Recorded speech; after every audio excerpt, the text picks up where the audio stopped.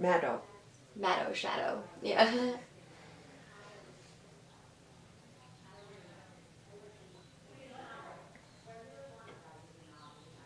I'm Cynthia Riggs, and we are filming this at the Cleveland House Library. This has been a very exciting weekend where we've had one of the most important agents in the United States visiting us, and she's brought with her 5 or 6 of her writers who have been speaking. They spoke at Bunch of Grapes, and we're interviewing all of her writers right now. And right now we're talking with Michelle Madow, who comes from Boca Raton, Florida. Yep. And what I'd be interested in knowing is, when did you start writing? You must have started as a baby. Well, I've been writing for my whole life. Like, it's just something that I feel like is ingrained in you if you're a writer. But I started writing for the goal of publication when I took an intro to creative writing class in my junior year of college. And where did you go to college? Rollins College in Orlando, Florida. Uh-huh. Yes. Yeah. And I took this class, and we had to share just a chapter of a story idea that we had, or just a short story or something. So I shared the first chapter of a novel idea I had. And I was very surprised when my teacher and all my classmates loved it. And what a good feeling. Yeah, I know. Yeah. I was sitting there, and my teacher told me that he thought my piece was the best in the class. And I think, like, tears started forming in my eyes at that point. Yeah. Like, I was like, wow, like, it was really encouraging. And all of my classmates said they wanted more. So I thought, well, I'm never going to know if I can write a novel or not if I don't put forth the effort and see if I can complete it. Because it's kind of, it's like intimidating at first. It is. A novel is a huge piece of work. It is. And I just never thought I could do it. And then I set a goal for myself to write a novel. And every day I would write 1,000 words while I was in college, and eventually I completed it. 1,000 words, that's a lot. That's a lot to write. It was. I mean, I had all my schoolwork, I was a full-time student and in a sorority, and, going out with my friends at the same time, but I balanced it really nicely, so I was able to complete the novel. Now, what did you major in? English. Ah. Yes. And did you have a specialty in English? Creative writing. I made sure to take a lot of creative writing classes. I did an independent study my senior year with the head of the writing department, where I worked on another novel. Did you ever think you would end up being a writer, or was that something you were aiming for? Like these kids who at 5, I'm going to be a doctor. You at 5, I'm going to be a writer? Well, I always thought it would be, like, the best job, but I always thought it was kind of like becoming a rock star. Mm-hmm. Like, it's not something realistic that you say you want to do, so I put it on, like, the back of my mind. For a really long time until I took that one class and was encouraged. I guess I was gonna go into, like, something in the writing industry, maybe editing or marketing, just something involving with books. But then I figured, why not do what I love, and why not try? Now, once you got, so you wrote this a young adult book. Yes. What was it about? Well, my first novel I wrote is about a girl who was reincarnated from the Regency era. And she didn't realize it till her soulmate transfers into her school and triggers her memories to gradually come back to her. And that was the novel that Christine picked me up on. It was my first one, so I was very lucky. Yeah. Now, you must have had to do a lot of research, didn't you? I did do a lot of research. It didn't take place in the Regency era. It took place in the current day. Kind of based off of Pride and Prejudice a little bit. Yeah. Good one to base it on. Yeah, so I did have to do research, but there's always research involved with writing, so yeah. Yeah, I think we always like to learn something when we're reading a book. I imagine that it's true with the young adult books. The young adult, for our millions of readers, that translates to YA, right? Yes. Yeah, so we talk about for YA. Teenagers, yeah. Yeah. And now, how did you find Christine?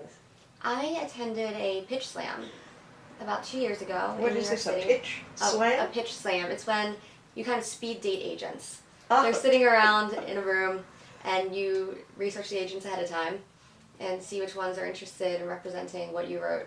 And then you go around and you give them 2 minutes about your book. How can you possibly tell about your book in 2 minutes? It was hard. I had to write down a summary of my book beforehand and edit it down and then memorize my pitch. So what did you say? Pretty much what I just said to you Oh, about my first line about the book. Uh-huh. That was my hook line.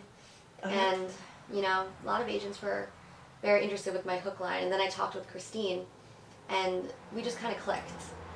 You know, like, she was very interested in my book. I could tell she was enthusiastic. I sent her my manuscript, and a few months later, she called me and wanted to represent me, which was so exciting. It was like, I got the phone call and I was like screaming. I was so excited. Oh, that must have been exciting. Yeah. Yeah. And so now you have the first book is, and what's the name of the first one? That's called Remembrance. It Remembrance? Yeah, it didn't get picked up, but then my senior year of college, I wrote another novel. And right now that one's on submission to publishing houses. Uh-huh. Like, one thing I learned is that, you know, sometimes your first book isn't going to get picked up. And you can't dwell on it. You have to move on, write your next one, and just hope for the best with that one. Mm-hmm. And Yeah. what is the name of your second one? It's called Elementals. And it's more of an urban fantasy, kind of Greek mythology in current day adventure sort of thing.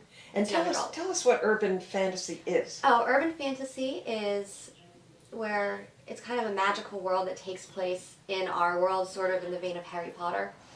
Okay. So most people don't know that that world exists, but our characters in the story are involved in it. Ah, Yeah. okay. Yeah. And so do you have a third one?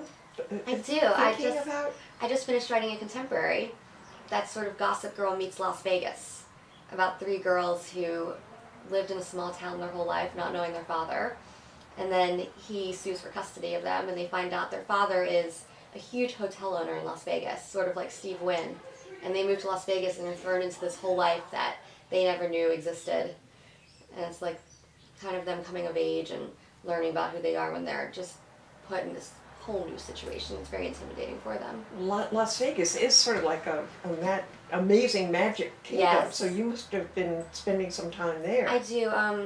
I've gone with my family to Las Vegas a few times, and every time I go, I love it. Like, I just love, there's so many great shows there, and the lights, and there's just such a great energy when you're in Las Vegas. Mm-hmm. And I thought it would be a cool place to set a book, and there really aren't any young adult books that take place in Las Vegas. Yeah. So hopefully, I'm just finishing up edits on that, so it hasn't gone out to publishing houses yet. Mhm. So Now, are you doing the editing yourself, or do you have someone? I do my first edits, and then I'll send it to my critique partners. Mm-hmm. I have 2 critique partners, and they'll look it over. And then my mom will actually read over my book, and she'll give me her suggestions, and then I'll send it to Christine, Uh-huh. and she'll let me know what I have to fix to send it out to publishing houses. Yeah. Yeah. Oh, this is all very exciting, though. And who is the publisher of the first one? Do you know yet? No, it hasn't been picked up yet. Oh, okay. Yes. Yeah. Yeah. So, living in Boca Raton, that must be a wonderful setting for some of your books. Do you have any of? Are you going to set any there? No, I haven't set anything in Boca. My first one is in New Hampshire. Okay. My second one's in Massachusetts. Uh-huh. And my third one's Vegas. And now I'm working on a 4th, it's a science fiction young adult actually. It's going to take place in Baltimore, Uh-huh. which is where I grew up. Yeah. Yeah. With the marble stairs, this marble Yes, steps yeah. outside of the houses. Yep. It's a wonderful city. Yeah. Yeah, and it's the way they fixed it up now with the harbor. Yeah, the harbor's really beautiful. Mm. Yeah. Yeah. Do you have the same protagonist throughout the book, or do you have a different one in each book? My first 2 focus, it's first person on the same protagonist, and my Vegas Girls one is based around 4 girls. So 4 the chapters girls. are alternating. Yes. Oh, that's interesting. Now, how are you doing that? I alternate each chapter between each girl. Mhm. It's third person, but it focuses on each one of their individual stories, even though it's 3 sisters and 1 girl who's kind of trying to make their life in Vegas not very good because she feels very threatened by them. Ah. Yes. And is she? Are the 3 sisters? They're just visiting Vegas, or Oh, because no. of their father? They are spending a year in Vegas. Okay, and the 4th Yes. one, is she? I don't know what you call a native born Las Vegas. Yeah, she's grew up in Las Vegas, Okay. and she feels like these 3 girls are invading her turf a little bit. Oh yeah, Yeah, that's good. stealing the guys that she's interested in, and she does not want them to fit in Las Vegas at all. And is going to do anything possible to make it so they do not have a great time. Yeah, yeah. Yeah. Now, are you thinking in terms of doing graduate work too? I am. I'm applying to graduate school, Mm-hmm. and I should hear back in about a month. There are 2 schools that are my top 2 choices, so hopefully I'll get into one of those. Can you Yeah. say which ones? Well, I don't want to jinx myself. Okay, all right. No, that's right. I don't want to jinx That's a good myself thing with to that. think about. Yes. Yeah. Do you know what you might like to concentrate in grad school? Creative writing. Okay. I looked through the programs and they have some great classes. I'm really looking forward to hopefully being able to take them and learning more to take my writing to the next level. Yeah. And would that be an MFA? Or would you get a master's? Master's in arts. Yeah. Yep. Yeah, I went back to school when I was 68, Mm-hmm. and I got my MFA from Vermont College. Oh, cool. And most of the students were the age of my grandkids, but they were so supportive. It was such a wonderful program, and it was a low residency program. I've researched that one. Mm-hmm. Yes. I was looking into that one as well. They have a great young adult program there. Yes, Yeah. they do. And they broadened it too now to have not only just young adult and let's see, creative nonfiction, I believe, and they have the creative writing, which I was in, and poetry, and they've also they're including graphic arts now. Oh, wow. Yeah, and I think they're thinking about theater arts, so it encompassed a lot more than it had before. Have you visited some of the schools you're thinking about? Yes, I have. Yeah. Yes. And what are you thinking about in terms of the future? You want to be like a full-time writer? That would be ideal. Yeah. Yes. If I could just be a full-time writer, and that would be great. That is my dream, so I hope that it happens. Now, some of us really have sort of a schedule of writing. How do you have a pretty rigid schedule? What do you do? I aim to write around 1,500 to 2,000 words a day. I find that I work best in the afternoon, so I'll usually start writing around like 1 or 2, and then write my 1,500 to 2,000 words, and after that, spend a few hours doing research for my next novel. So I'll be working on the one I'm working on, and then the next idea, so that once I'm done the one I'm working on and go into editing, I can then start working on the draft of my new one. So usually about 2 going on at once. Yeah. I should remind our viewers that we're talking to Michelle Madow, Madow, Yes.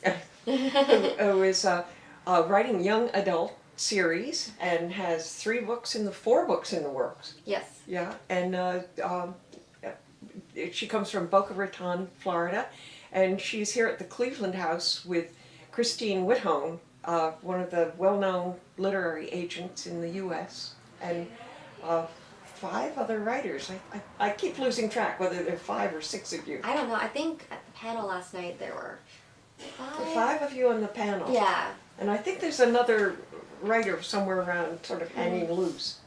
Then you have to include me. I'm a writer. Yes, of course you are. Yeah. In thinking about your future, that's what's really intriguing to me. Do you sort of think in terms of spending like an 8-hour day writing, or will you keep up what you're doing with 1,500 words a day? I would like to actually increase my word count. Like maybe to like 2,000 to 2,500.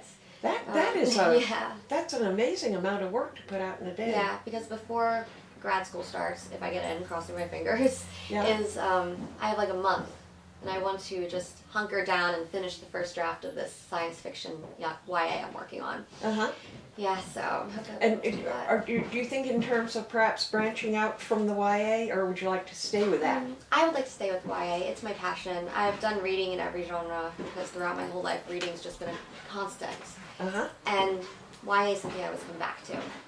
And so I know that it's my passion, and it's what I want to write. And I love how YA can really have an impact on your readers, because they're going through a time in their life in high school where they're discovering who they are, like really like trying to figure out their place in life. And hopefully one of my books will help them on their way on that journey. Well, it's amazing how much influence one person can have, and that's what's so sort of magical about writing. Yeah. And you probably will have a huge impact. I hope so, because I know I've read books that, they kind of change the way that I view myself as a person and the way that my relationships with other people. Because you learn so much from every book that you read, which is why I love reading. You get to learn about this other person and how they approach their problems, and try to incorporate a little of that into your life if you view it as a positive thing that you've read. Yeah, or if it's a negative thing about a character, try not to act in that way. Yeah. Yeah. Yeah. What are some of the books that have really influenced you? Or the writers? I never can remember writers' names is the trouble. But Yes. I know I love the Twilight series a lot. Uh-huh.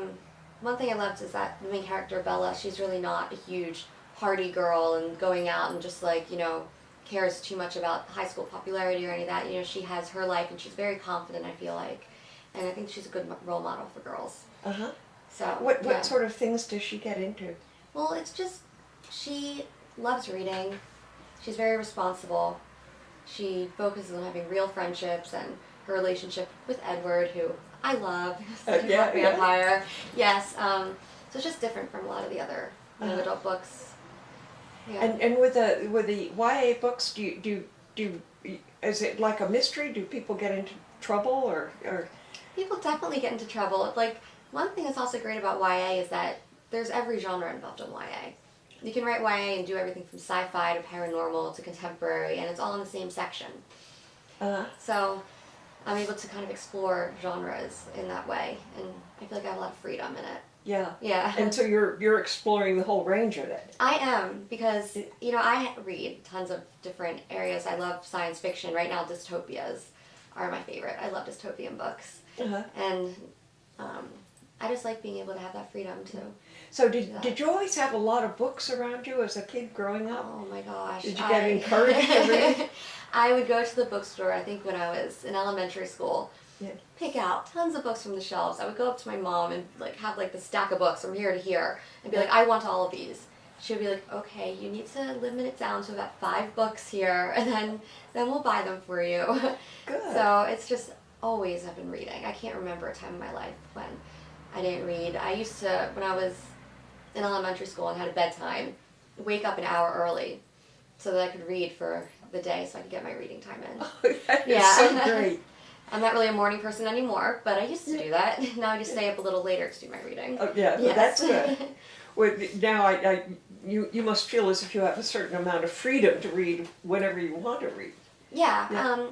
I usually try to get my work done for the day before I read. Yeah. It's kind of my present to myself for writing my words per day is that I get to read.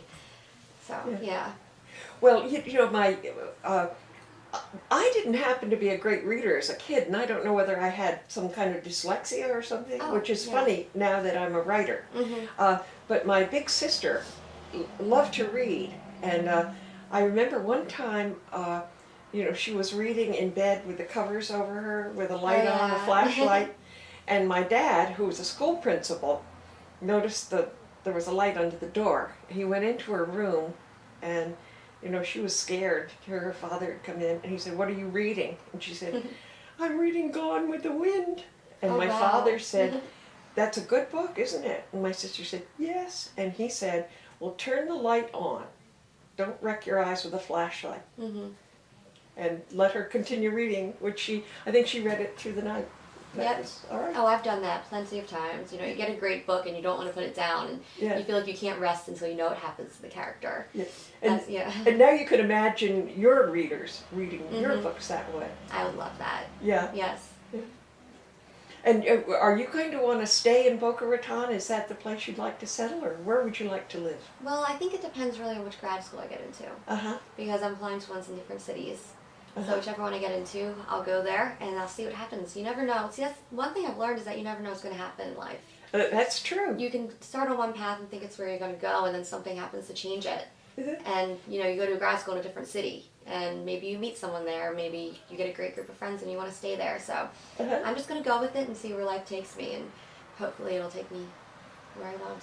Yeah. Well, this sort of segues into how do you write? Do you write on a computer? I do. I can't imagine not writing on a computer. I can't either. Yeah, James Patterson writes freehand. I've always thought that was wow. And one of our authors that we interviewed, Liz Liverman, said she writes longhand, and I find it so freeing to be able to, cut Play and with paste, stuff. Yes. change things around. Yeah, I'm constantly playing with my sentences and switching my words around and moving my paragraphs. Yeah. So I can't imagine not having a computer.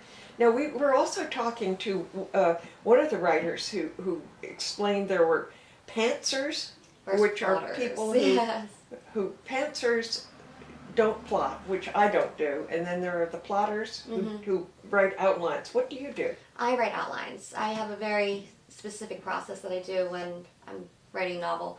First, I'll do all my research, because I feel like, before I start, I need to have a basic knowledge of what I'm doing. Like for my sci-fi that I'm working on right now, I'm researching technology. And just various other things go along with my novels. With Vegas Girls, it was researching Las Vegas.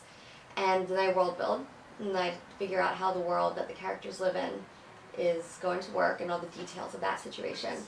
Then I write character bios. So I learn about each one of the characters and their relationships with the other characters, their histories, and then I'll outline, very detailed outlines. But I also don't stick completely to my outline if I am writing and suddenly have an idea that I think is better. I'm not going to trap myself in it, because if you have a better idea, it's worth it to change it. But I generally stick pretty much to my outline, which is great, because then while I'm writing my draft, I don't really have to think about, what's going to happen next, and I don't really have that writer's block issue, because I just look at my outline and I know what's going to happen next, and I can just go right into the scene, and it's really the best process for me. But it's amazing how every author just has such a different process. It is amazing. Yeah. You'd think, well, even with plotting or not plotting, you'd think there are only two choices, but there are so many more. I know people who have flashcards and they're like putting them up on their like walls and stuff. Like everyone's so different. And those Post-it notes. I went to one writer's house, or Post-it notes on the floor that she kept moving. Yeah, that would be a little too hectic for me personally. I like organizing on my computer.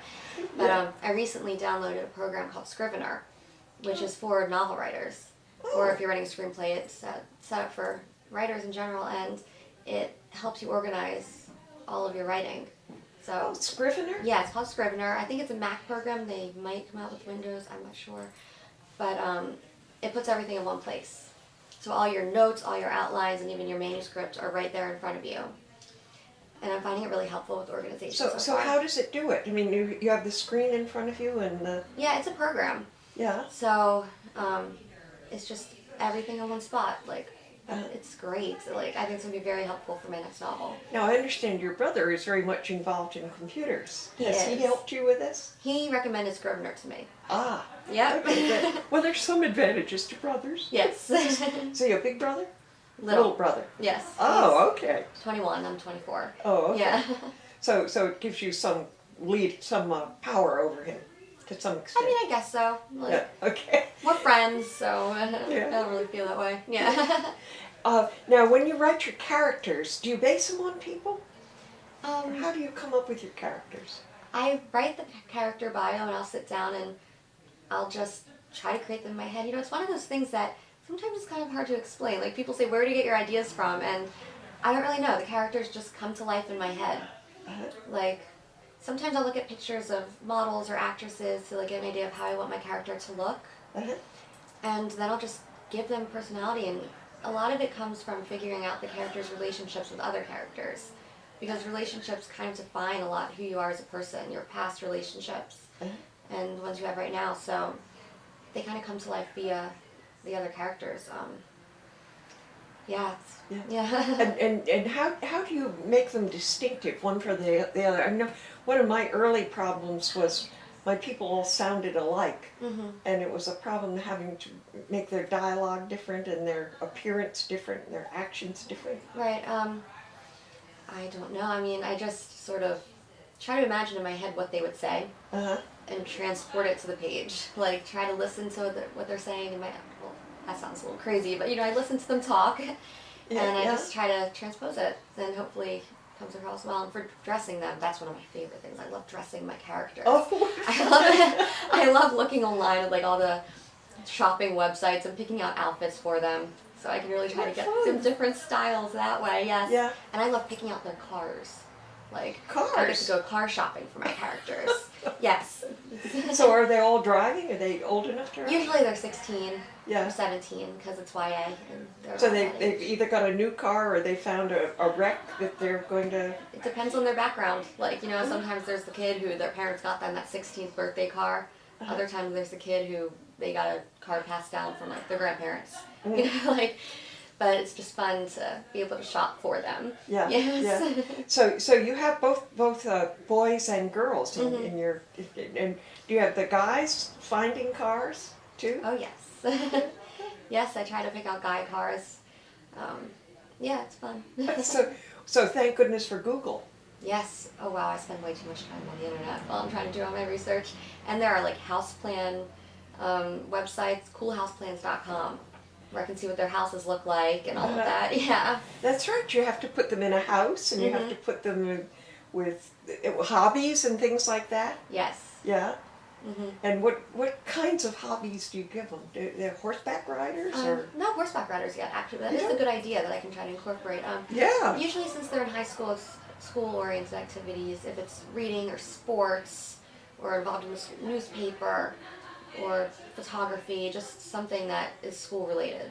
Because What kind of sports do you have? Things like soccer was one of the main things in one of my novels. Yeah. Fencing? I have not done fencing. Do fencing. Fencing was my sport in high school. Yeah, that was a big deal. And tennis was a big deal in one of my You have other tennis books. in there? Yes, in my second novel, there's a big tennis scene. Yeah.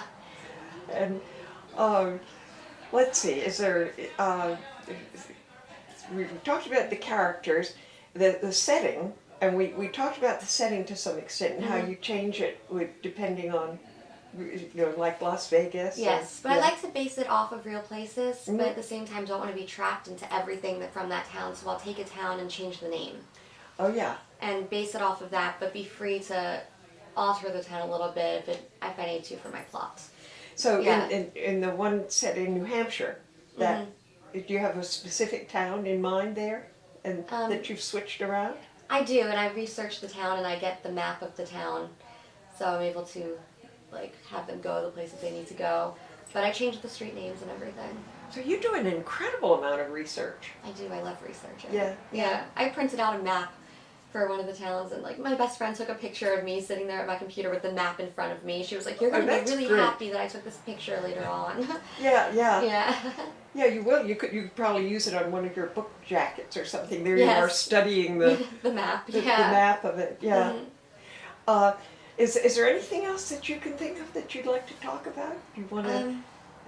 I think that we pretty much covered a lot of stuff. Yeah. And I'd be interested. Had you visited the vineyard before? This is my first time. I love it. It's so beautiful. Yeah. It's Have you so had relaxing. any chance to look around at all? Not yet. I got here yesterday. Yeah. So today I'm probably going to do some exploring and for the rest of the weekend. Yeah. Yeah. Then you're free after this. After our interview. Yes, I might go on a bike ride or something. Good. So we'll see. Yes. Good. Well, we have a couple of bikes back there. I think Lynn, who's our videographer, has a bike that I bet she'd lend you, and I have another guy's bike that your brother can use. Yes. Yeah. Well, we've been talking now with Michelle Madow, who is from Boca Raton, and she's writing a series of young adult books. And thank you, Michelle. Thank you so much. Great. Nice.